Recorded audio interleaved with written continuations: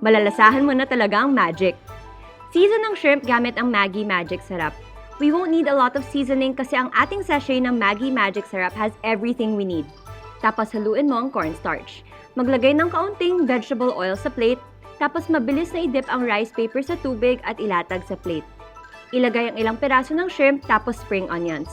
Roll lang, tapos ilagay sa plate and finish all the other rolls. Steam for around 5 minutes, then we work on the sauce.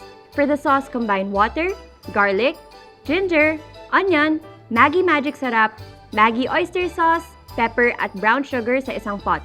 Siguradong tamis linamnam ang ating sauce dahil sa sarap ng Maggi. Simmer for 5 minutes before we strain and set aside.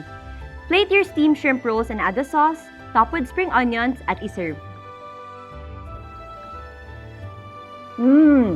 Restaurant-like quality. Sarap. Visit maggie.ph for this recipe and more.